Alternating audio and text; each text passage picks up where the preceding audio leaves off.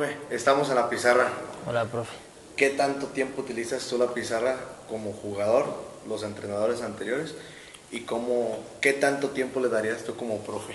Primero, buenas tardes, profe, ¿cómo estás? Hola a todos, gracias por seguirnos. Creo que es importante para darle una idea al jugador, una idea que la tenga fija en la mente, que la tenga presente, el movimiento que va a hacer, si quieres hablarle al volante interior, al extremo, al 9, a quien tú quieras, creo que es importante.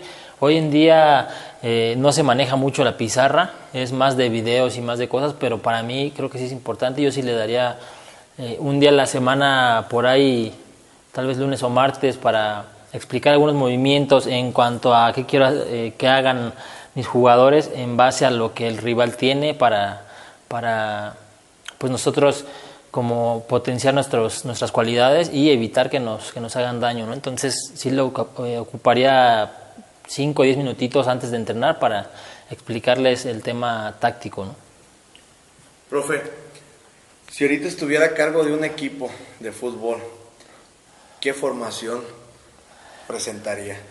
A mí me gusta mucho, como hemos platicado algunas ocasiones antes, un 4-3-3 son las formaciones con las que me ha tocado quedar campeón en Liga MX, que sea por azares del destino, por suerte, por trabajo, por lo que quieras. Me tocó con Pachuca en 2016 quedar campeón y me tocó en Cruz Azul, y curiosamente en las dos ocasiones me tocó quedar campeón con esta formación. Me gusta mucho porque ocupas pues todo el terreno de juego, tanto a la ofensiva como a la defensiva. Si te fijas, tienes 3 que preocupan a la defensiva rival, que normalmente si te juegan con 4, pues tienes ahí perfectamente.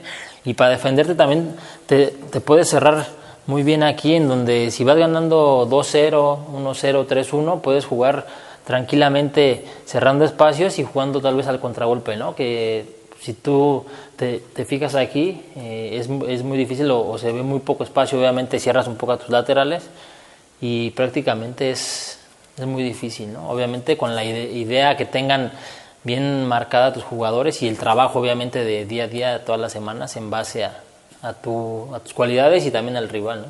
Si tuvieras una variante, ¿cuál sería? Podría poner ahí tal vez el 5, que puedes meter el contención aquí, con tus carrileros en caso de que quieras ya sea defender o atacar, 5-2, y puedes jugar 1-2 o 5-2-3, depende también el rival y el momento de juego en el que estés, en el que quieras cambiar esta variante, quieres usar esta variante, y también en base a lo que tengas en cuanto a calidad humana, futbolística, porque pues tal vez uno como técnico quieres ciertas cosas, pero tal vez lo que tienes en la cancha es diferente, ¿no? La materia prima. Sí, claro, la materia prima. Entonces, dependemos, pues como jugador del técnico qué ideas te da, y como técnico del jugador qué tanto te entiende las ideas que tú quieres plasmarles en la cancha, ¿no? Muy bien, ahorita como jugador, platicamos muchas veces con otros profes que uno les plantea, pero hay muchos jugadores que se conectan desde un inicio, Sí. saben qué tienen que hacer, Claro. pero hay Hay otros otros que no. Hay saben, otros que no, sí. que no saben. ¿Qué se utiliza o cómo se les utiliza un recordatorio a ese tipo de jugadores que son más distraídos, que son más distraídos? Para eso, como iniciamos esta plática, este video, sería bueno poner tu pizarrón y marcar los movimientos que tú quieres, tal vez del central, del volante, del quien tú quieras, para, ¿sabes qué? Están todos aquí viendo, te voy a explicar los movimientos que quiero. Si tienes una duda, dime ahorita para corregirte en pizarrón. Vamos a hacer ejercicios en la semana que te voy a ir corrigiendo, pero obviamente tienes tú ya como jugador en la mente estos movimientos que el técnico tal vez te dijo, que tal vez un movimiento del contrario se te metió aquí entre el lateral y el central, un volante, pues tal vez un contención puede resolver, o tal vez quieres que salga el central y se meta el contención. Son movimientos que obviamente en base a trabajo y en base a también al pizarrón o videos puedes mejorar, y creo que es importante estarlos practicando para que el día del partido haya los menos errores posibles. Siempre hay errores, como sabes, el fútbol es así de error, pero bueno, al final del día es evitar que haya menos errores, ¿no? Muy bien, profe. Una pregunta. Ahorita se escucha mucho en los medios de comunicación que el que se defiende bien es el que gana los partidos? Pues como todo, ¿no? Al final del día te puedes defender bien y como te digo es un acierto y error, ¿no? Al final del día te defiendes bien y por ahí tienes un error individual del central y te cuesta el partido 1-0. Al final del día el fútbol es de resultados, como lo sabemos, pero también creo que al menos a mí sí me importa mucho las formas de cómo ganas, cómo pierdes. Y bueno, eso también se trabaja todos los días. Creo que es una idea que le tienes que plasmar a tus jugadores, o como se dice en el fútbol, tienes que convencerlos de tu idea, tienes que convencerlos de que el extremo te haga tal vez el esfuerzo hasta acá. Tú ves el fútbol europeo y ves al extremo que viene y ayuda al lateral y los ves aquí y ves a todos aquí y ves en su momento, no sé, a Benzema, ves en su momento Messi o Neymar trabajando aquí. Y en el fútbol de este continente es más complicado por la cultura, por lo que tú quieras. Entonces creo que es convencer al jugador de la idea, del esfuerzo que tienes que hacer y de lo que quieres jugar como entrenador, o la idea que planteas tú plasmarles a ellos, ¿no? Otra pregunta. Para Shaggy Martínez, antes de terminar la carrera de DT, ¿veía diferente el fútbol ahorita que Sí. ya es director técnico profesional? Sí, te da una idea más amplia del fútbol, idea de movimientos, del por qué entrenas ciertas cosas, ciertos ejercicios para qué los usas. Como sabes, vimos también desde edades tempranas, como estos niños, donde tienes que empezar, tienes que introducirlos en el deporte, después tienes que meterlos a especialización, etcétera, etcétera. Entonces ya en tema profesional sí ha cambiado un poco mi forma de pensar por tantos ejercicios. Obviamente te enseñan muchas cosas que como jugador las vives y las ves, pero no estás consciente de por qué se hacen, y obviamente en el curso te lo explican, te lo dan a entender de una u otra forma, y creo que es muy válido, ¿no? Muy bien. Nos vamos a la hora en la etapa del jugador. En la etapa de Pablo Guede, con el extinto Monarcas Morelia. Sí. Ahorita nos vamos dando cuenta en las plantillas de cada equipo que se fueron los jugadores, están brillando individualmente, cada uno está brillando. Sí, pues sí, vamos como un Dani Gutiérrez, con Malagó, Aldo Rocha, Sí, como sí. Sebastián Vega, Claro. como Tío Chagui Martínez, y nos vamos a infinidad para que no Claro. se nos vaya a olvidar ninguno. Alguno, claro. ¿Verdad? ¿Cuáles eran las ideologías de Pablo Guede? ¿O por qué crees que funcionó tanto ese equipito? Sí, curiosamente platicamos hace rato ahí en la comida de la suerte o la fortuna que tuvimos en formar ese grupo, y a muchos nos ha ido bien, gracias a Dios, a otros más o menos, pero la mayoría bien. Y tenía una idea bastante particular de salir jugando todo el tiempo. Siempre era, vamos a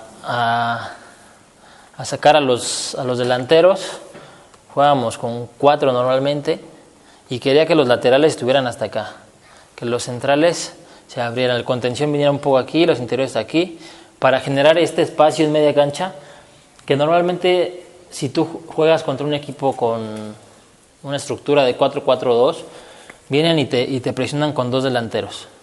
¿Qué pasa? Que tienes 3, él es lo que planteaba, yo te hablo lo que él planteaba, decía entonces, claro, entonces tienes 40 metros de la línea de meta a casi la línea de medio campo para jugar estos 3 contra estos 2. Dice, en caso de que venga otro para que sean 3 ellos, dice, se acerca un contención para hacer 4 contra 3. ¿Qué es lo que quería? Que el portero tuviera buen manejo de balón para hacer eso. Suponiendo que ya sales jugando aquí, quería que se bajara un poco el lateral para generar que el volante de ellos recorriera o el interior recorriera.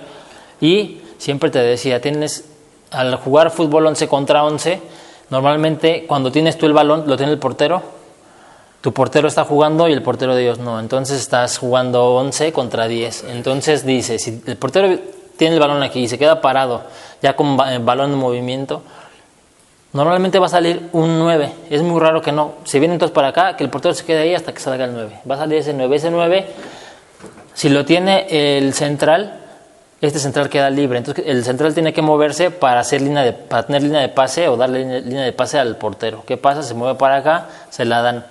entonces va a venir otro. Entonces al generar ese espacio, ese hombre libre, hay que encontrarlo. Él trabajaba mucho en la semana con ejercicios que él inventaba. Con los rondos, ¿no? Con muchos rondos. Con 4 contra 3, 5 contra 4, 6 contra 5. Claro, y también inventaba muchos juegos. Hoy vamos a jugar contra un ejemplo, Toluca. Y Toluca deja espacios aquí, siempre, nos enseñaba videos. Entonces hacía ejercicios donde salíamos jugando, hacíamos tipo fútbol interescuadras, donde decía, si el balón no pasa por este cuadro de 40 o de 20 por 20 o un rectángulo de 20 por 10, si no pasa por aquí, no vale el gol. Entonces te obligaba a pensar de que aunque el balón estuviera aquí, el balón estuviera acá, tenía que pasar el balón por aquí, porque sabía que Toluca, que en ese tiempo jugábamos contra Toluca, por poner un ejemplo, tenía que venir el balón a este espacio, porque decía que salían los dos nueves y salía el interior, los interiores, y dejaban este espacio del lado contrario donde está el balón. Si está acá el balón, el espacio estaba acá, entonces el balón tiene que llegar acá. Entonces generaba o hacía que pensaras en buscar siempre al hombre libre, que volvemos a lo mismo. Decía, aquí siempre dejan un espacio, hay que poner al hombre libre en este espacio. Entonces, la idea de juego de él era, o sea, que uno como jugador encontrara, sea portero, sea central, contención, quien fueras, trataras de buscar, antes de que te llegara el balón, en dónde estaba el hombre libre. Si tú eras lateral, en mi defecto, en mi caso, me llegaba el balón y salía el volante interior, dejaba este espacio libre. Entonces uno de mis compañeros tenía que venir a ayudarme aquí para que fuera él el hombre libre. Si a él lo seguía el otro volante, entonces el que quedaba solo sería el otro interior o el otro contención. Entonces se metían con muchas jugadas de horas de atracción. Claro. ¿Verdad? Se dice, sí, una jugada de atracción. Entonces te decía, no des el balón al primer movimiento que veas. Porque si suponiendo yo era el lateral derecho, me acercaban con contención, es el primer movimiento, viene el volante de ellos y quedaba este libre. Entonces dice, este es el primer movimiento, este sería el segundo, o simplemente se quedaba parado aquí, quedaba libre. Entonces había que esperarse a veces a tirarla aquí. Y le gustaba mucho que no hubiera como una forma tan recta y cuadrada de...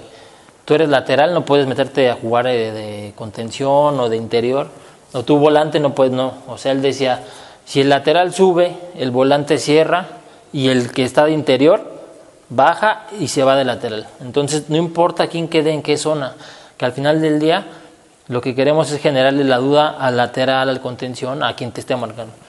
Nada más, si tú como lateral quedas de extremo y pierdes el balón, vas a quedar como extremo, y el que quedó de lateral, que es el contención o quien fuera, vas a hacer la función de lateral hasta que el balón salga o recuperemos el balón.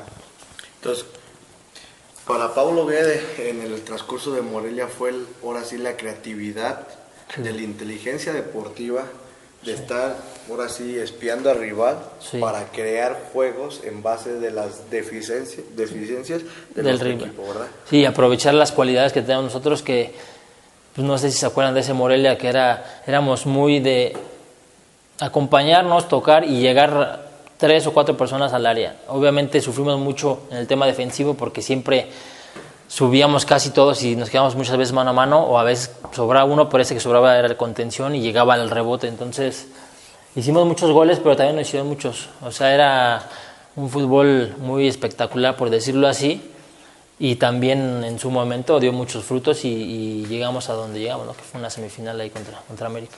Muy bien. Después de ahí nos vamos a Cruz Azul, Chay. Sí. El aspecto psicológico pesó mucho. Sí. Se topan en un partido contra un equipo, se lo remontan. Sí, semifinal con Pumas en pero Seúl. al siguiente son campeones. Sí. ¿Cómo trabajaron el aspecto psicológico todo ese torneo?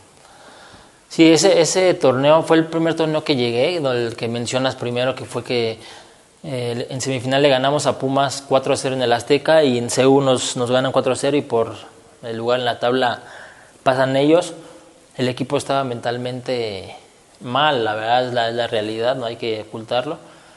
Y el siguiente torneo nos quedamos sin entrenador toda la pretemporada. Va a iniciar el torneo, por decirte, el fin de semana, el sábado, y presentan a Juan Reynoso el lunes. O sea, no hicimos pretemporada prácticamente con el profe. y traía una idea de competir, del que esté mejor va a jugar. Entonces, pues ya traías tú mentalmente el tema del torneo anterior, te querías sacar la espina si jugaste, si no jugaste, si jugaste y te sacaron, si lo que tú quieras. Traías esa idea de es un torneo de revancha y tiene que ser lo mejor para nosotros.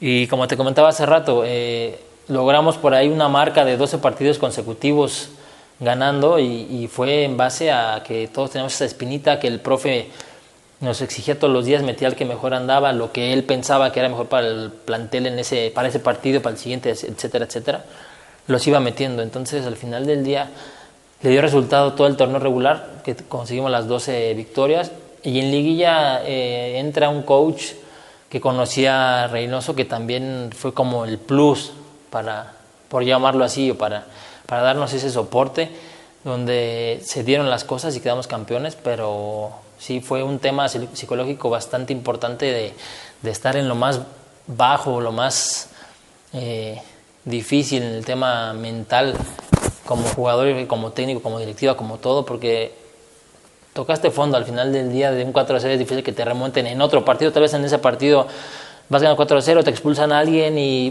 te empataron 4-4, bueno, pero bueno, son situaciones que pasan. Y todo eso como que por orgullo, por autoestima, por lo que tú quieras, dimos nosotros lo que teníamos que dar y se salió campeón. Y bueno, estábamos abajo y llegamos a la cima en el fútbol mexicano en ese torneo, ¿no? Y por ejemplo, Shaggy Martínez, ¿cómo trabajaba mentalmente él para salir? Porque nos damos cuenta que las redes sociales son crueles. Sí, son difíciles, son muy injustas a veces. Sí, es un arma de doble filo. Te puede ir bien, cuando te va bien todos te dicen que eres lo mejor, cuando te va mal todos te están matando. Entonces, al final del día también ahí el profe nos comentó que no viéramos redes sociales, porque todos sabemos cómo es.